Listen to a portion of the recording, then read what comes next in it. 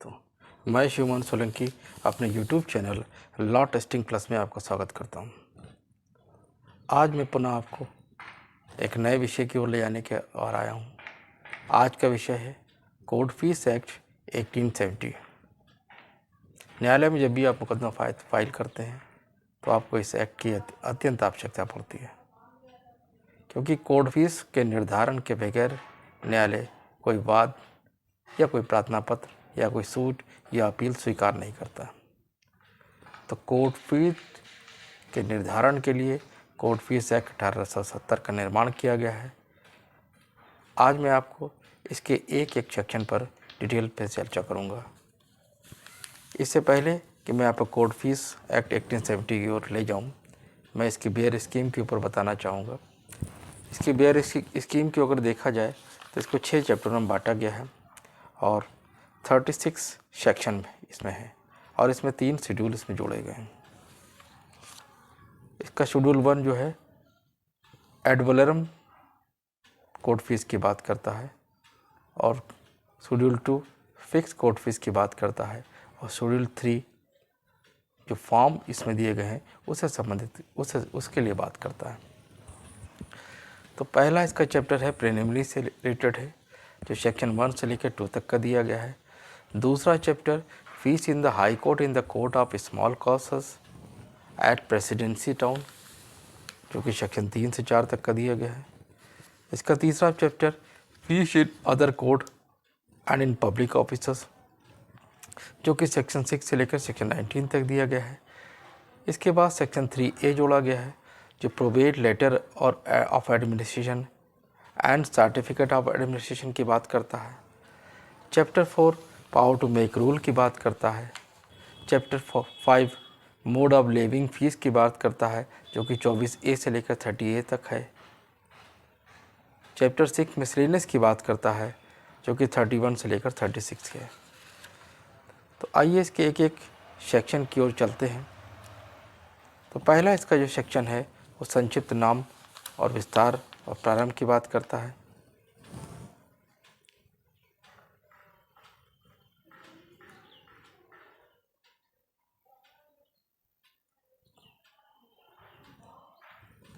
ये न्याय शुल्क अधिनियम 1870 कहा जा सकता है। क्या है? दिस एक्ट में be called the court fees act 1870। नीचे इसके एक्सटेंड को बताया यानी विस्तार को बताया गया है।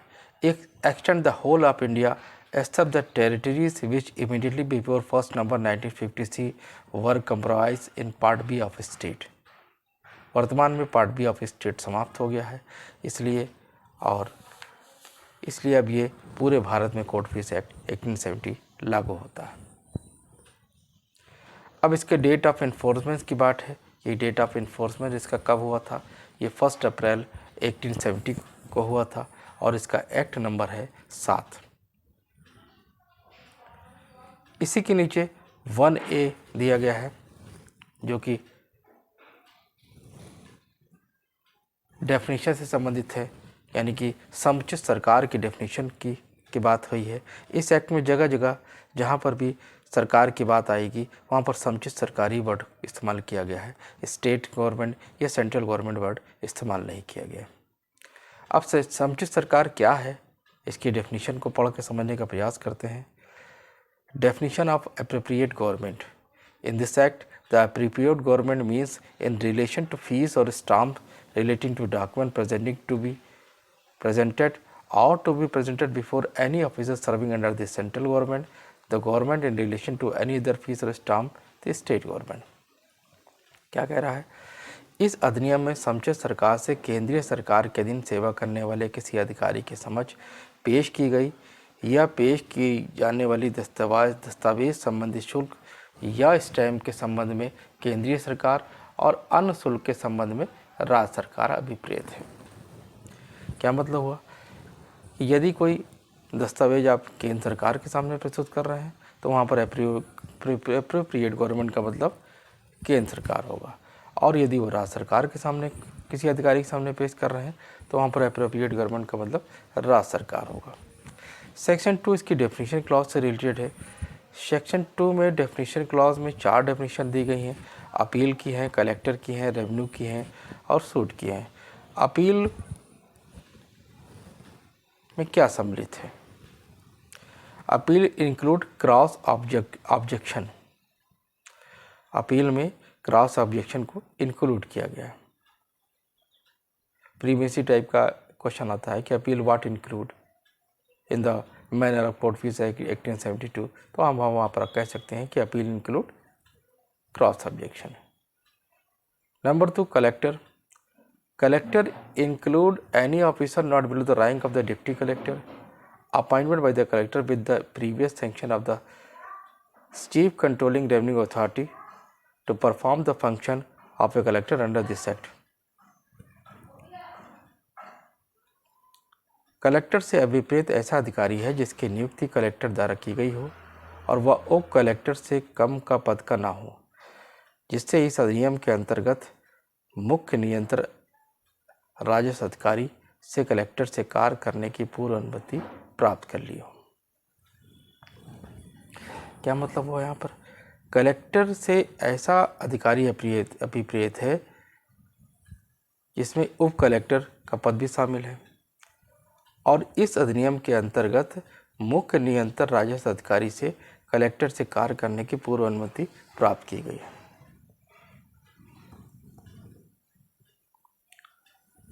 अब रेवेन्यू से ऐसा भू राजस्व अभिप्रेत है जैसे कि कलेक्टर व रजिस्टर में अभिलिखित है, जिसमें किसी प्रकार का उपकर नहीं है।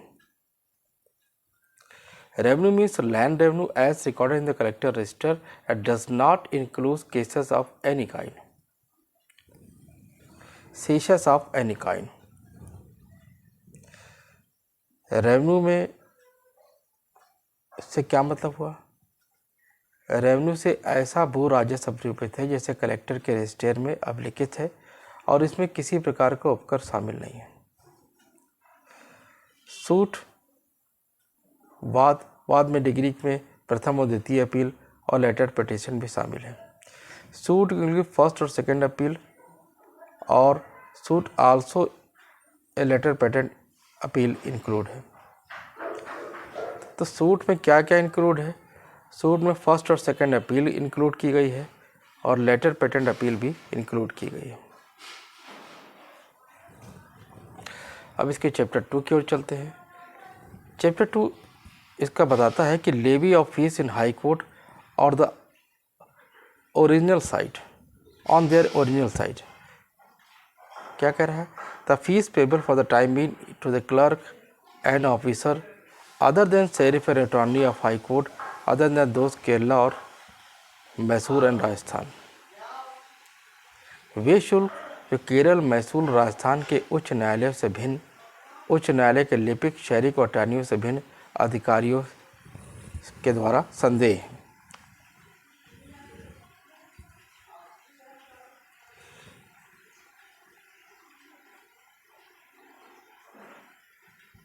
आगे दिया गया है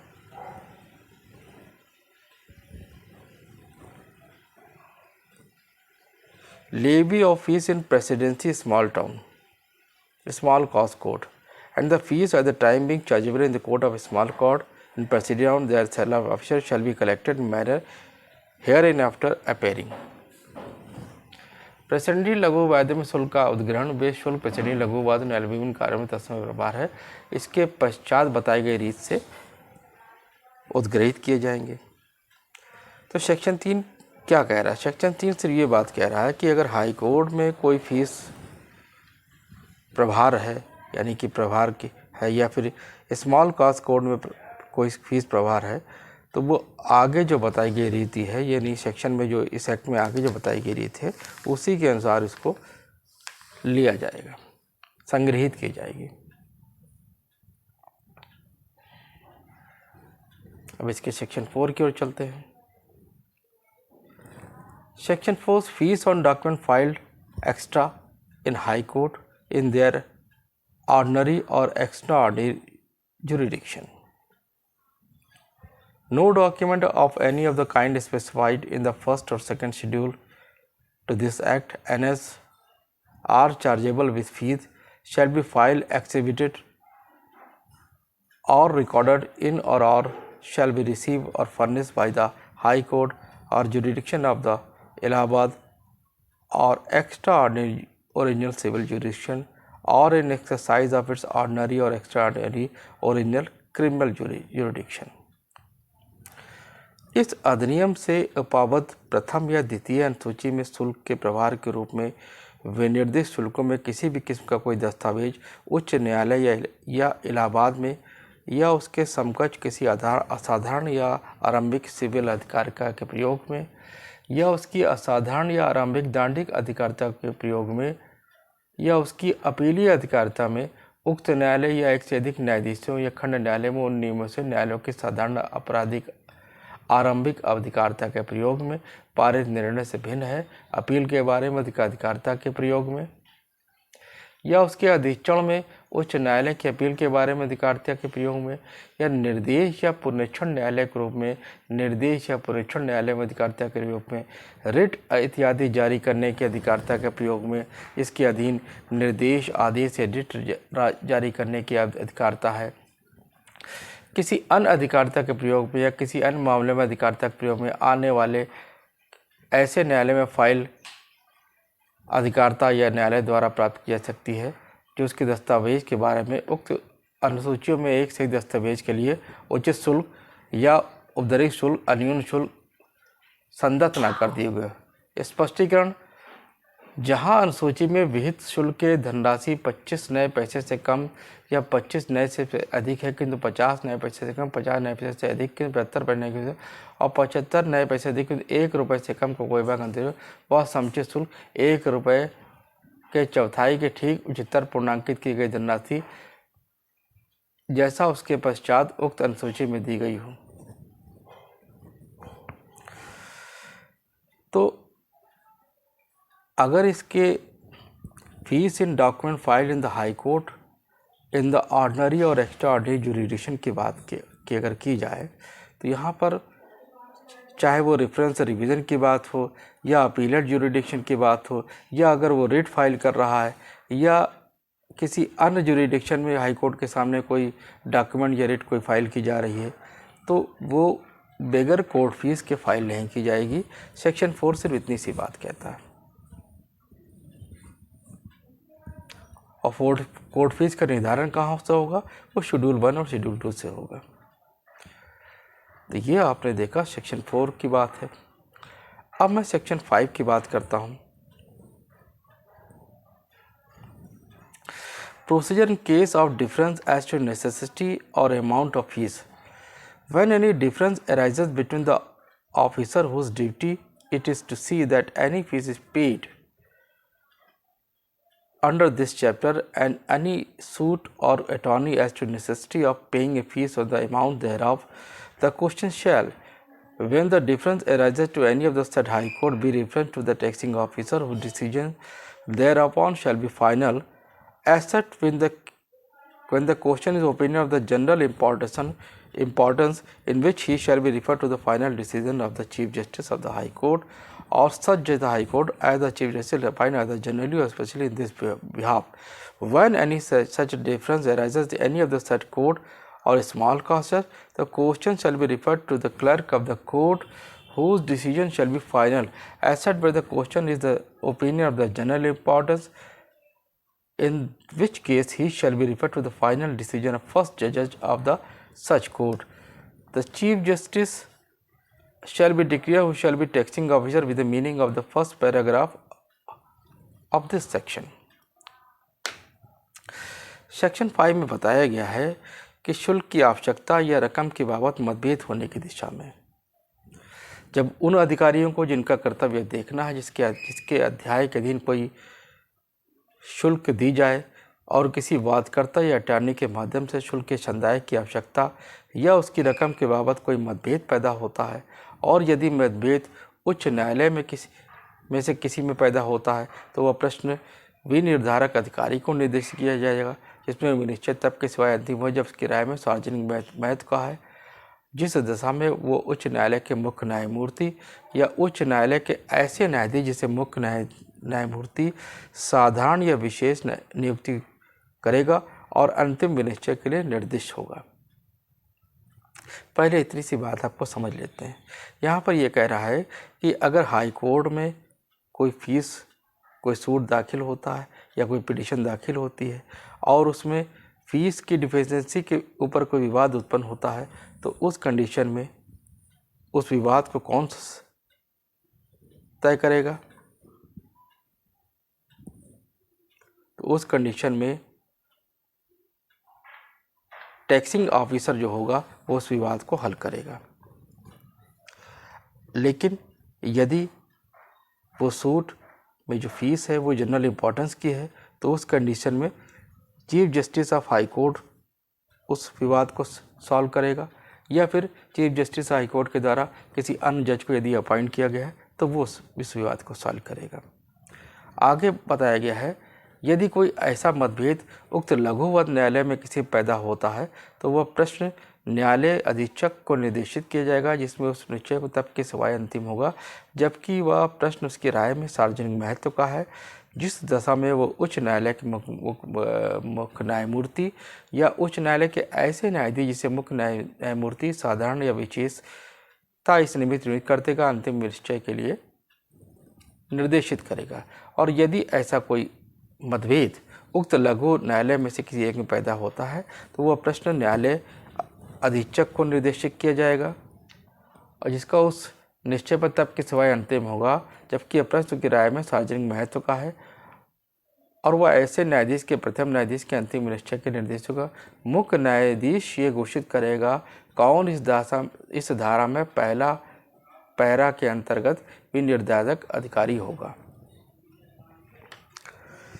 यहाँ पर यह बताया गया अगर स्मॉल क्लास कोर्ट में कुछ अगर फीस को की डिफिशेंसी को लेकर कोई विवाद उत्पन्न होता है तो उस कंडीशन में जो उस कोर्ट का जो क्लर्क होगा वो इसका निर्धारण करेगा और उसका डिसीजन फाइनल होगा। लेकिन यदि कोई जनरल इम्पोर्टेंस की बात है तो उस कंडीशन में जो इसका फर्स्ट जज होगा इस कोर्ट का वो निर्धारित करेगा। पहले पैरे में जब हाई कोर्ट में ये मैंने बताया था कि अगर हाई कोर्ट में किसी सूट में कोई विवाद होता है तो टैक्सिंग ऑफिसर उसका निर्धारण करेगा। तो टैक्सिंग ऑफिसर कौन होगा ये चीफ जस्टिस तय करेगा, यहाँ पर आगे ये बताया गया है। तो आज मैंने आपको कोर्ट फीस एक्ट 1872 के 2 चैप्टर के ऊपर चर्चा की है। इसका पहला चैप्टर प्रिलिमिनरी था जिसमें डेफिनेशन क्लॉज भी इंक्लूड था। इसमें 1A में अप्रोप्रिएट गवर्नमेंट की बात बताई गई थी। इसमें बताया गया था कि अप्रोप्रिएट गवर्नमेंट कौन होगा। अगर सेंट्रल गवर्नमेंट के सामने कोई कागज़ प्रस्तुत किया जा रहा है तो सेंट्रल गवर्नमेंट होगा, और स्टेट गवर्नमेंट सामने कोई कागज़ प्रस्तुत किया है तो स्टेट गवर्नमेंट अप्रोप्रिएट ऑफिसर होगा। आगे मैंने बताया गया था कि जो डेफिनेशन क्लास थी उनके डेफिनेशन में कौन कौन सी डेफिनेशन शामिल थी, अपील, कलेक्टर, रेवेन्यू और सूट। तो इनमें क्या क्या इंक्लूड है, इंक्लूसिव डेफिनेशन यहाँ पर दी गई थी, उसके बारे में मैंने चर्चा की थी। सेक्शन 3 में बताया गया था कि अगर हाई कोर्ट में कोई फ़ीस लेवी होनी है तो उस फीस के बगैर कोई मुकदमा वहाँ फाइल नहीं होगा, इसके बारे में बताया गया था। सेक्शन 4 में बताया गया था कि अगर हाई कोर्ट में कोई ऑर्डिनरी जुडिशल में कोई मुकदमा फाइल किया जाता है तो वो फीस के निर्धारण के बाद जो शेड्यूल 1 शेड्यूल में फ़ीस का निर्धारण किया गया है उस फीस को लेने के बाद ही वो मुकदमा फाइल किया जाएगा। सेक्शन 5 में बताया गया कि हाई कोर्ट में या फिर स्मॉल कॉजेस कोर्ट में फ़ीस की कोई डिफिशेंसी आ जाती है तो उस डिफिशेंसी को कौन तय करेगा, इस विषय पर यहाँ चर्चा की थी। यदि आपको मेरा चैनल समझ में आता है तो कृपया इसे लाइक करें, सब्सक्राइब करें, शेयर करें, कमेंट करें। जय हिंद, जय भारत।